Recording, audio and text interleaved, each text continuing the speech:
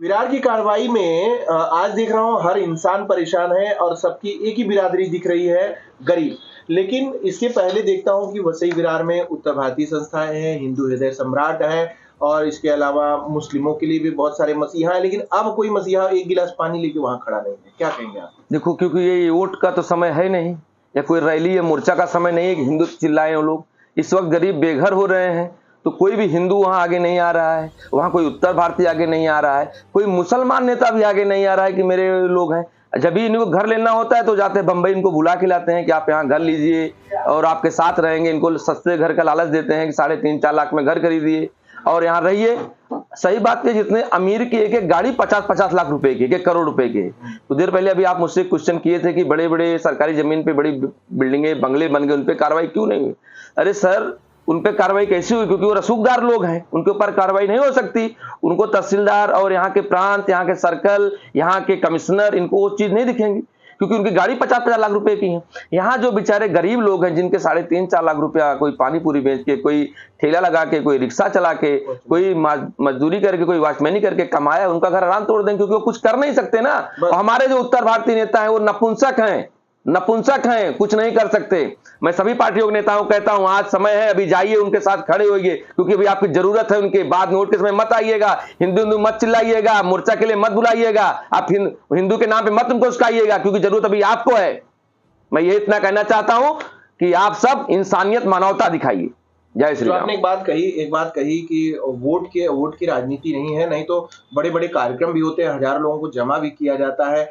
ऐसे उत्तर भारतीय कार्यक्रम देखेंगे और दूसरे कार्यक्रम है जिसमें पॉलिटिकल प्लेटफॉर्म देखा जाए तो बड़ा मजबूत रहता है, लेकिन जब संवेदना की बात आती है, सिंपैथी की बात आती है, लोगों के सहयोग की बात आती है, गरीब के सहयोग की बात आती है, तो वहां पे सब नदारद हो जाते हैं। सर मैं बता रहा हूँ, यही चाली वाले हैं। अगर कोई बड़े बड़े प्रोग्राम होते, देवेंद्र फडणवीस जी आते, उद्धव साहब ठाकरे आते, नरेंद्र मोदी आते, तो यही हमारे पार्टी के पदाधिकारी थे, उनको बसों में भर भर के ले आते और अपना राजनीतिक उल्लू सीधा करते। लेकिन आज बेचारे जब वो बेघर हो रहे हैं, तो आज यही कार्यकर्ता, यही नेता, एक भी बड़े अधिकारियों को, एक भी बड़े नेता को उनकी आवाज नहीं उठा रहे, आज वो बेघर हो रहे हैं। ये आम जनता को समझने की जरूरत है। अगर जनता जाग गई ना, तो नेता को रोड पे आने में समय नहीं लगेगा। इसलिए अभी भी वक्त है, आप लोग जाग जाइए और गरीब भाई बहनों के साथ में खड़े हो जाइए। चाहे वो मुस्लिम हो तो मुस्लिम समुदाय के भी नेता हैं, उत्तर भारतीय हैं तो हजारों नेता उत्तर भारतीय के हैं, और भी अन्य वर्ग के हिंदू हैं तो हिंदुओं के भी नेता है। आपसे हाथ जोड़ के निवेदन है, विनती है कि आप सब गरीबों के साथ खड़े होइए और उनको न्याय दिलाइए। जय श्री राम।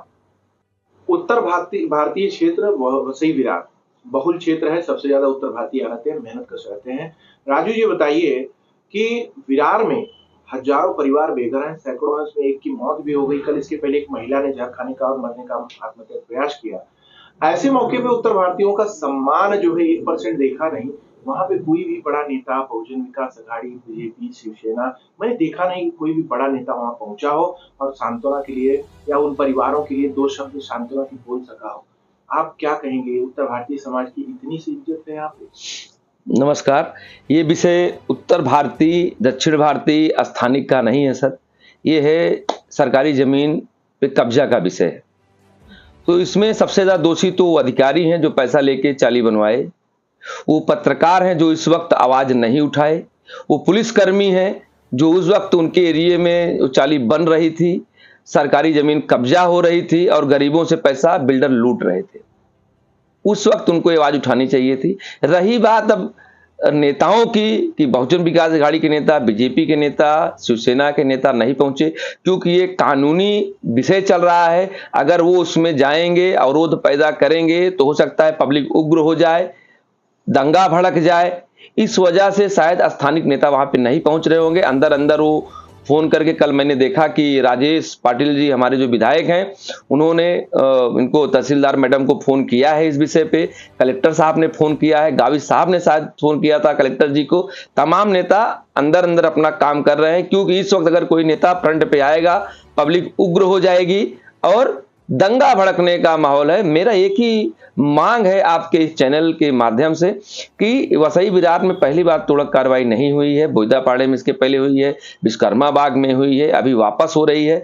पब्लिक को जागरूक होने की जरूरत है। जो अधिकारी पैसा लेके रूम बनवाते हैं, जो पुलिस अधिकारी पैसा लेके संरक्षण दे, जो पत्रकार पैसा लेके आंख बंद कर लेते हैं और आज जो पत्रकार माइक लेके चिल्ला रहे हैं, उनको जागरूक होने की जरूरत है।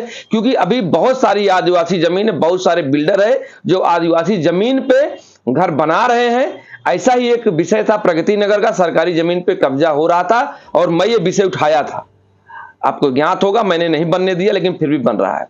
तो ज्यादा जागरूक होने की जरूरत है हम लोगों को।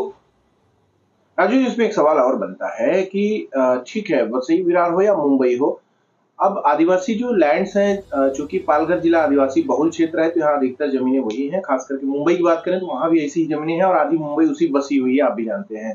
तो ऐसे में इस तरीके की जो कार्रवाई हुई है यहाँ पे, और अधिकारियों ने जो आरोप लगे हैं कि पक्षपात का आरोप है, सीधा आरोप है तहसीलदार पे कि उन्होंने सरकारी जमीन, जो हाईकोर्ट का आदेश था सरकारी जमीन खाली कराने का, आज भी सर्वे नंबर 41 ABCD पे 500,000 घर बने हैं, उस पे बुलडोजर नहीं चला है, जबकि आदिवासी माल की जमीन पे बुलडोजर चले हैं जो बेघर हुए हैं। तो इस तरीके का पक्षपात अगर अधिकारी के ऊपर आरोप लग रहा है तो इस बारे में आपकी क्या राय है? आप भी एक लोगों की संवेदनशीलता को समझते हैं, गरीब की गरीबी को समझते हैं।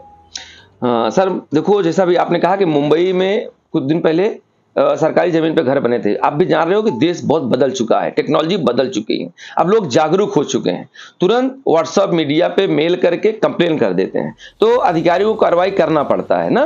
रही बात की जैसा मैडम आपने कहा कि मैडम उस पर कार्रवाई नहीं की, सरकारी जमीन पे बगल की जगह पे कार्रवाई की, तो मैडम के ऊपर भी कानूनी कार्रवाई होनी चाहिए कि उन्होंने मालिक की गरीब जनता कहाँ जाए भाई? गरीब जनता 2 रोटी आटे उसको चाहिए, उतना ही नहीं जमा कर पा रही, तो इतनी बड़ी कार्रवाई। मैडम एक बड़ी अधिकारी हैं, मैं नहीं कह रहा हूं मैडम दोषी हैं, लेकिन उन पर आरोप लगे हैं, कुछ ऑडियोज भी वायरल हुए हैं और वहां पे धरातल पे भी दिख रहा है कि कार्रवाई, सरकारी जमीन पूरी तरह खाली नहीं करवाई गई है और ना आंशिक रूप से उस पर कार्रवाई हुई है।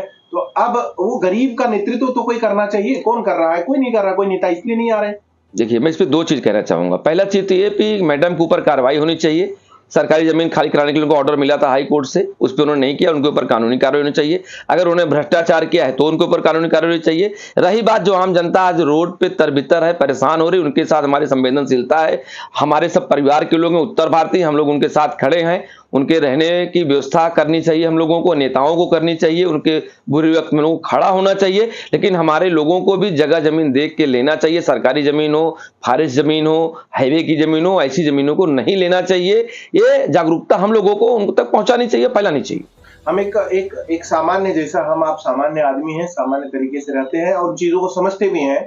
वसई विरार क्षेत्र में लीगल इलीगल का परसेंटेज देखेंगे तो 25% लीगल है, 75% इलीगल कंस्ट्रक्शन है, चाहे इंडस्ट्रियल है चाहे रेसिडेंशियल है।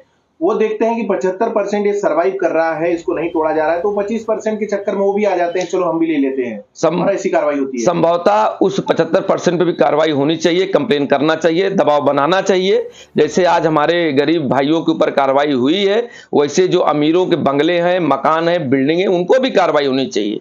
मैं उसका पक्षधर हूं, लेकिन प्रशासन कहीं ना कहीं मजबूर है, बड़े लोगों के अधीन है, छोटे लोगों पर कार्रवाई करके कार्रवाई दिखा देता है। तो आखिर में उन लोगों के लिए आप क्या कहेंगे जो बेघर हो गए, एक दो उसमें एक तो मर भी गए, उनका परिवार में, उनकी बच्ची की शादी थी आने वाले अप्रैल में और वो व्यक्ति खत्म हो गया, वो उसको इस बात का सदमा लगा, वहां जो लोग थे बता रहे थे कि अगले 2 महीने उसकी बच्ची की शादी थी और उसने घर का भी पैसा पूरा पेड कर दिया था चौल का, और चौल टूटने वाली है, इस बात के डर से उसकी जान निकल गई।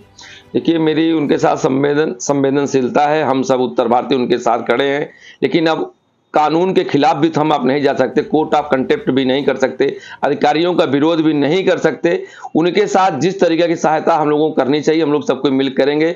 नेताओं से निवेदन है कि इस वक्त पे जो भी बेघर हुए हैं, जो भी परेशान है, उनका साथ दीजिए और हो सके तो उनको रहने की व्यवस्था किया जाए।